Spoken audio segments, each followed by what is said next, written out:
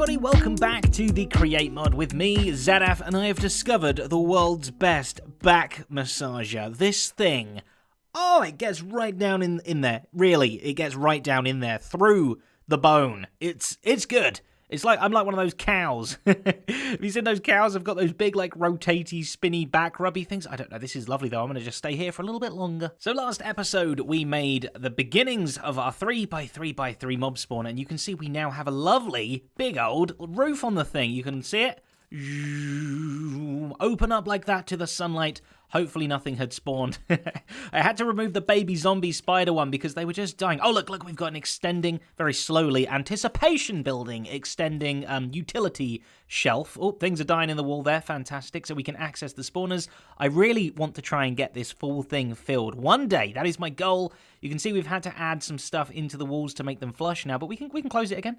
Close it straight up. It will get nice and dark in there. It's a little bit scary going on, and this has been working an absolute treat. You can see I've got 30 levels already. I've had a bunch, and I've been trying to enchant a few little bits and bobs. Nothing too much. We've still just got our normal armor on and some normal tools, but we got to sharpen this 3 sword, a few different picks as well, even though we don't really need them. There are mining machines to do the mining for you and all sorts, so I don't really know why I'm even getting XP anymore. It's not that useful here, but yeah, this thing has made it real easy to get.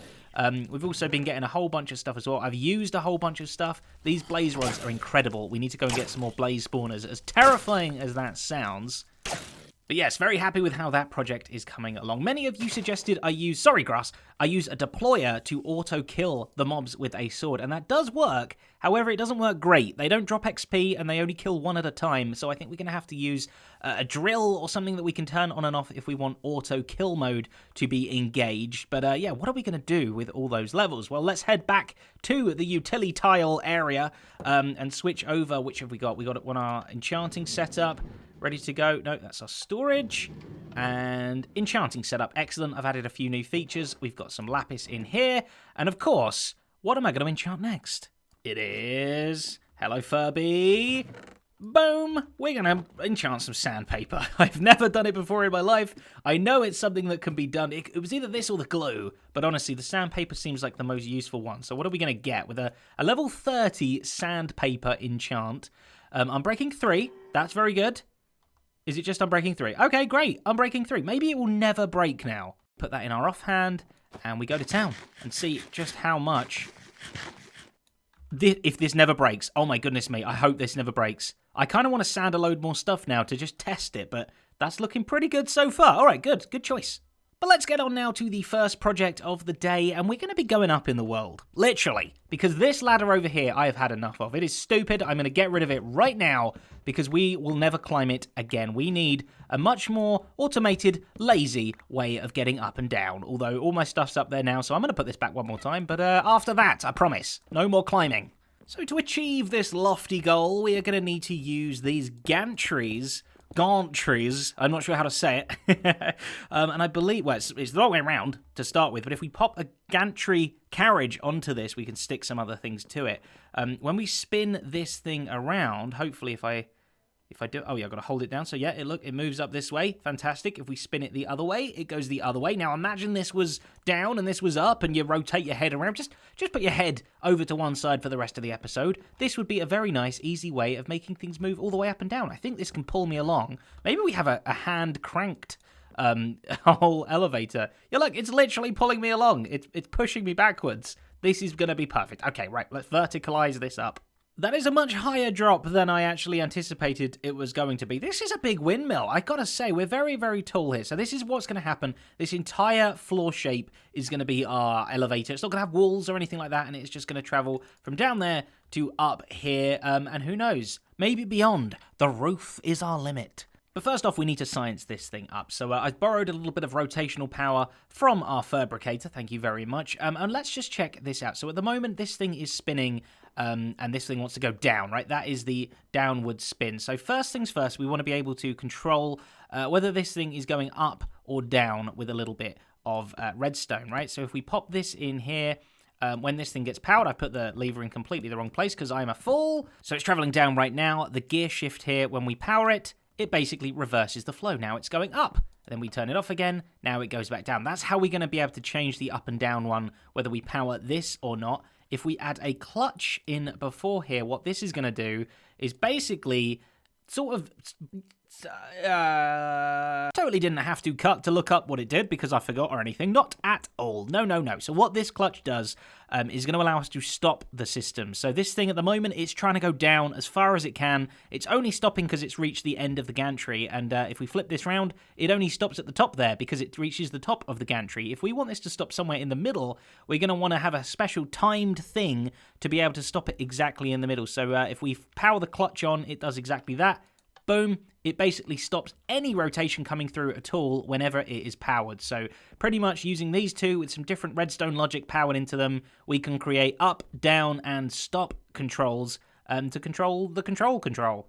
And to achieve that, we want to use some of these kind of scary looking redstone components that the Create mod offers. But this, honestly, is really, really cool and really compact. So what we have here is a power source, which is just a fan on top of a magma block that just provides some spin.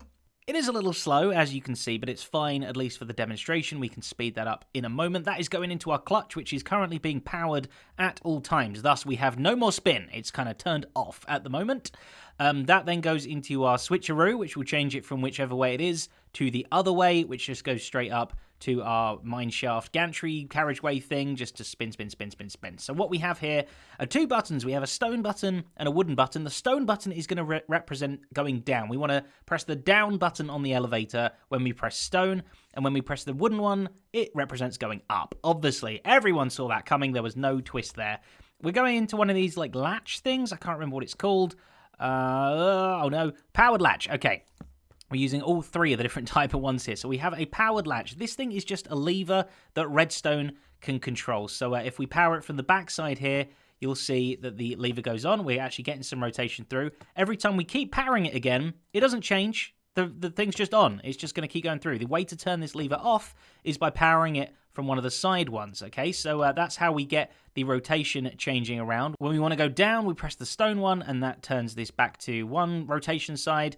And if we want to go up, we press the wood one, which reverses the rotation, basically. So that's how that works. Both of these buttons also trigger another little circuit here, which we've got like a little bit of a loop in. We have a different type of lever. You can see it's not got the little side bits on. This one just triggers via a pulse. Every time a redstone pulse comes through here, it goes left, and then another one comes through, it goes right again. So it is just a toggle T flip-flop, basically, in simple block form. Very, very nice. So that comes through that way, up, and turns off the torch. But to make it turn off for a certain amount of time, so that the thing has enough time to go between the floors, we have this redstone timer repeater extender thing, which I have currently set to 2 seconds. So you'll see whenever we press one of these buttons, boom, the whole thing comes on. This is allowed through, but only for 2 seconds. If we move that up to like 4 seconds or something, you'll see 1, 2, 3, 4, and then it goes off again. So we can just adjust this to how distant our floors are. If our floors are really far apart, we want to crank this right up. If they're really close together, we want to crank them down again. But obviously, it all depends on the speed. At the moment, we're going very, very, very, very slowly, so that does nothing. But how are we going to access these buttons? Well, we are going to use the incredible Redstone Link devices, which are basically wireless redstone, right? So you have to put in the frequencies so that you know how they link together. So I've got another matching one downstairs that has a gantry with a stone button, that is our down, and a gantry with a wood button, that is our up. And it is as simple as that. If we hit the wood one, this thing will travel up at an incredibly slow speed. I told you, I wasn't lying. That is how slow it goes for 8 seconds, because that is what I set the timer to. So boom, okay, it probably didn't need 8 seconds, but obviously it depends on the speed. We are going to speed that thing up immediately, and we have to wait 8 seconds for it to kind of cool down, and then we can hit the down button, and it will come down. And we can have multiples of these on each floor. So at the bottom floor here, we only really need the wooden up button to be able to ride the thing up. But on the middle floor there, we'll have both.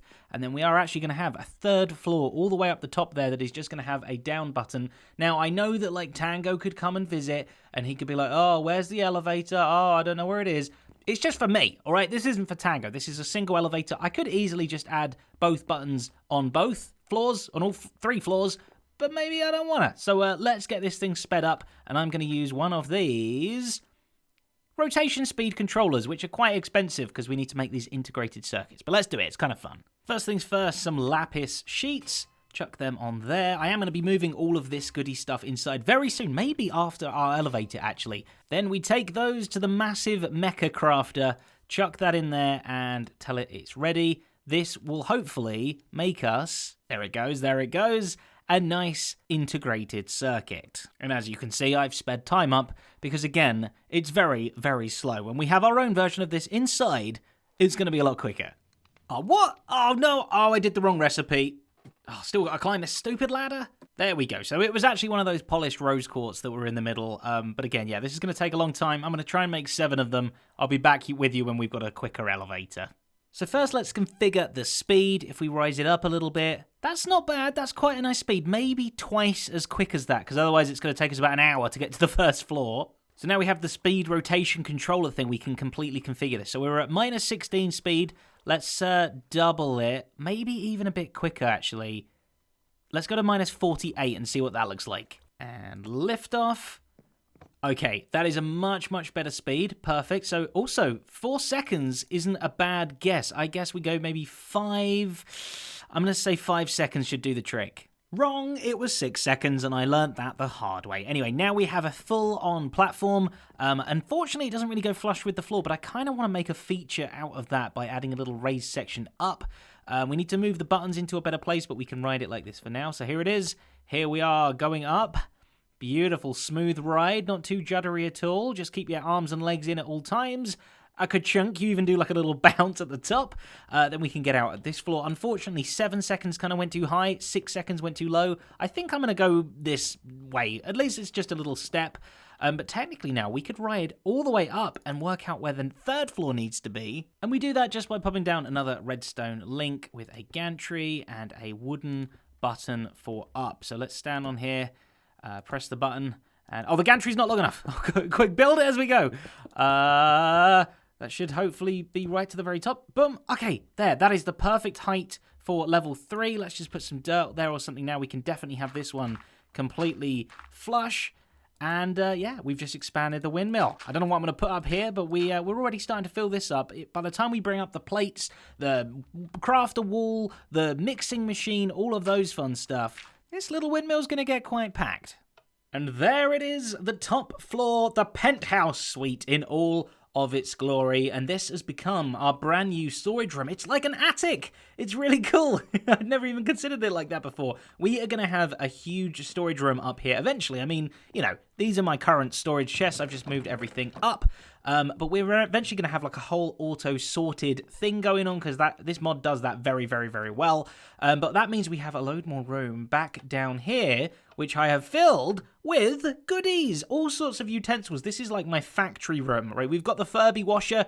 Now we've got our big crafting wall that we can make all those complicated things on that pop off and don't work. We have a mixer. We've got a press. We got one of these things that I don't even know what it is because I've never used it before, and it is perfect. So you can see it's going pretty quick. It is going at maximum speed.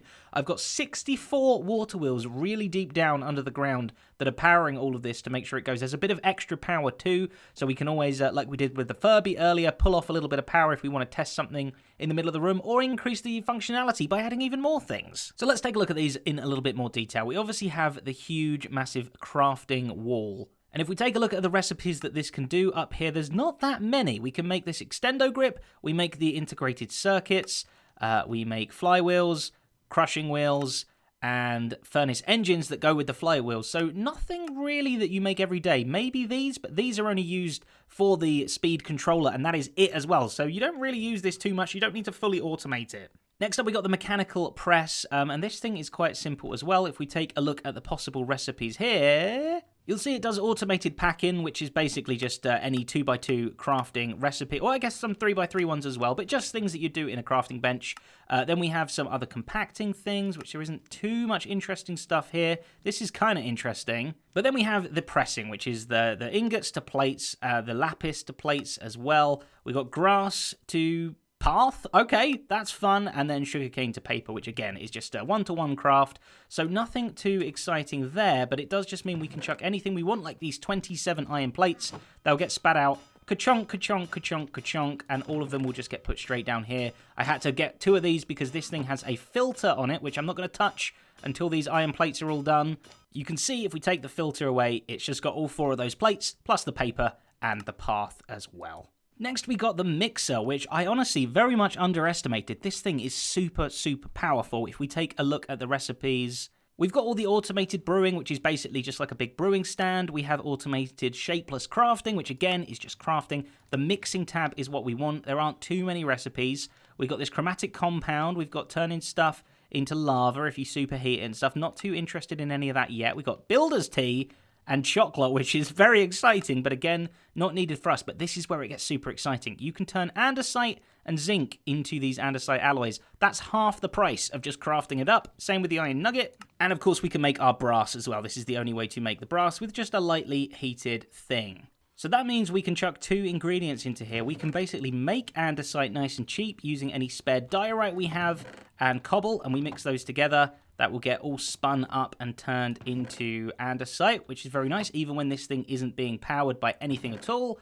Mixy, mixy, mixy, mixy, like so. And then we can also make the andesite with the zinc nuggets. So andesite, andesite, nuggets, nuggets, and that will just go, crank ahead. And if we ever need to power this, we've got some coal right here in this barrel, so we can make brass. And then if we ever need to superheat it, well, we come on to our 4th and final thing. This is basically going to be our lava cake making device thing, right? So if we look at the ingredients for this, you can do all sorts of stuff with potions and milk and everything, but the main one I'm interested in is here, the blaze cake base turning into a blaze cake, and this is how we turn the blaze burner into super mega mega hot mode, which lets us do some other things. So this isn't fully automated, but it's pretty good. I can just chuck those things in, walk away, like the fabricator as well, and we have all of our production things down here. I do want maybe like a sander, an auto sanding thing that we can maybe put our Unbreaking 3 sandpaper in. And the only other thing I can think of right now is an auto washer. We kind of have it as part of the fabricator, but it's not very easy to just throw things in to get washed. So maybe we can have a little washer, a little cooker as well. The other things we haven't brought in yet is a cooker and a smoker. Cooker, smoker, washer, sander. There you go. That sounds like a good plan. Plenty more room up here. We can move the bedroom to fully upstairs as well, so that we've got everything in one place. Sleeping isn't exactly a factory process, although sometimes I wish it was. So I went ahead and designed some micro versions of the washer, the smelter, and the smoker as well. These things are just 3 blocks wide, but they also share a belt as well. So we've got 9 blocks wide. Pretty small. I've not added all the stuff in to make them go yet, the rotational stuff. The conveyor belt needs to go, and there are fans under each of these different sources that also need to be powered too. Now, the beauty with the fans is you can't actually like wash things quicker by making the fan go quicker. They always wash at the same speed, so we just need the minimal amount of washing power here, and then it's all about the conveyor belt. It needs to travel across a 1 block distance at just the right speed, which is going to be pretty darn slow to let everything on that conveyor belt get washed, or everything get smelted, or everything get smoked as well. So say we want to smelt something up, we've got some iron ore or something. I don't know why we're not using our Furby, but we would chuck them straight in here. This thing would spit out 16 at a time, which seems to be the maximum that you can kind of process in one kind of lump, and that would come along here. And as soon as it reaches the beginning bit of the conveyor belt there, it would start smelting, smelting, smelting. And just when it reaches the end, we want it to be smelted so that this then picks it up and it goes in this chest. So each one has a start chest, output, start, and output. Relatively simple. But then, you know, I am too, so there's no harm in that. We have some stuff to wash, to smelt, and to smoke right now. We're going to wash the sand. We are going to smelt the cactus. And we are going to cook the chicken. And you should see all 3 of those things are slowly going across the conveyor belts. You can see the particles, meaning things are happening. And fingers crossed, we should see, yep, the sand popped into clay.